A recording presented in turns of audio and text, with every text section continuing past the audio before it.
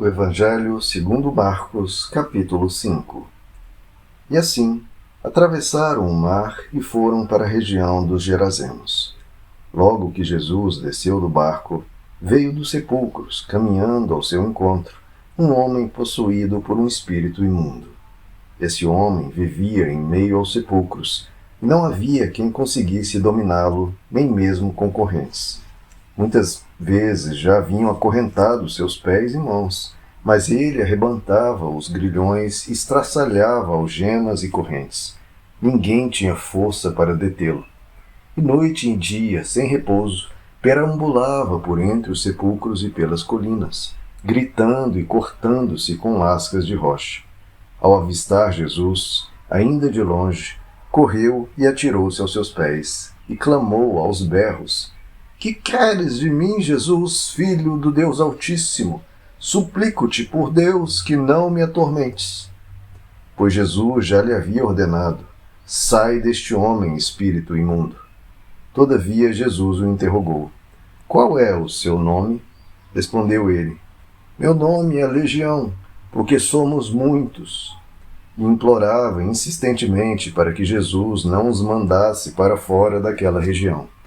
Enquanto isso, perto dali, numa colina vizinha, uma grande manada de porcos estava pastando.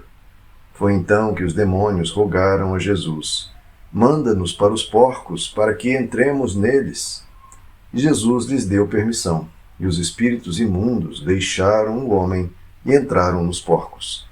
E a manada, com cerca de 2.000 porcos, atirou-se precipício abaixo, em direção ao mar, e nele se afogaram.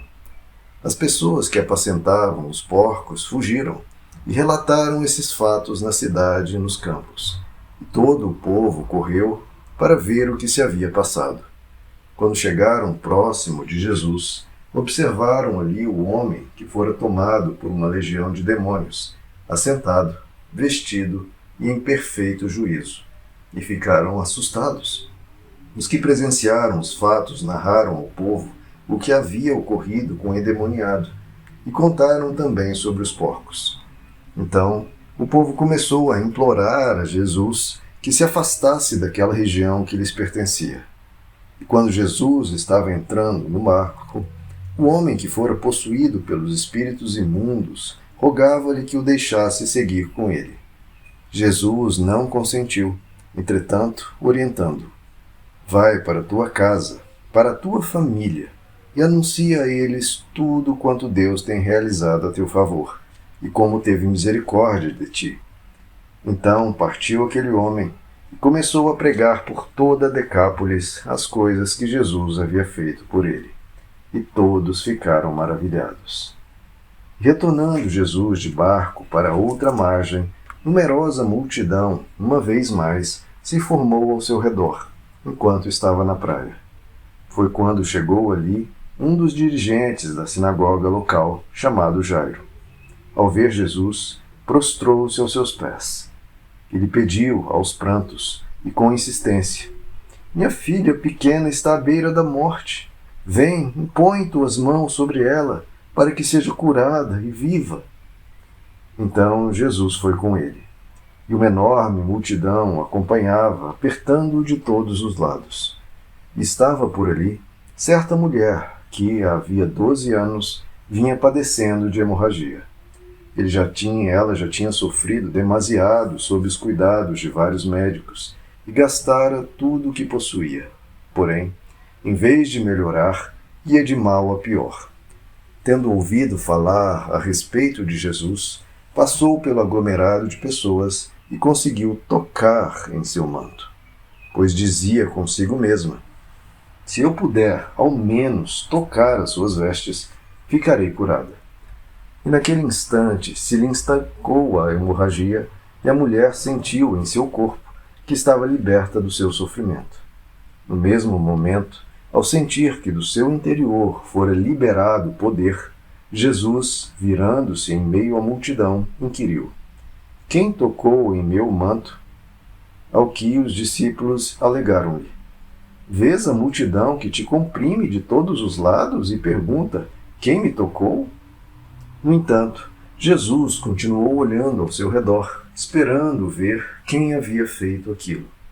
Então a mulher, assustada e trêmula, sabendo o que lhe tinha sucedido, aproximou-se e, prostrando-se aos seus pés, declarou-lhe toda a verdade.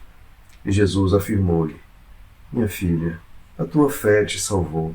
Vai-te em paz e estejas liberta do teu sofrimento. Enquanto Jesus ainda estava falando, chegaram algumas pessoas vindas da casa de Jairo, o dirigente da sinagoga, a quem informaram: Tua filha já está morta. Não adianta mais incomodar o mestre. Mas Jesus não deu atenção àquelas notícias e, voltando-se para o dirigente da sinagoga, o encorajou: Não temas, tão somente continue crendo. E ordenou que ninguém o acompanhasse, a não ser Pedro, Tiago e João, irmão de Tiago. Assim que chegaram à casa do dirigente da sinagoga, Jesus observou grande agitação, com muitas pessoas consternadas, chorando e se lamentando em alta voz. Ao entrar na casa, lhes questionou: Por que estáis em alvoroço e pranteais? A criança não morreu, mas está dormindo. E todos ali menosprezaram o juízo feito por Jesus. Ele, contudo, mandou que saíssem. Chamou para perto de si o pai e a mãe da criança, bem como os discípulos que estavam em sua companhia, e adentrou o recinto onde jazia a criança. Então, pegando na mão da menina, ordenou em aramaico: Talita koum, que significa: Filhinha, eu te ordeno, levanta-te. E no mesmo instante, a menina, que tinha 12 anos de idade, ergueu-se do leito e começou a andar. Diante disso, todos ficaram assombrados. Então Jesus lhes recomendou expressamente para que nenhuma outra pessoa viesse a saber do que haviam presenciado, e mandou que dessem algo de comer à menina.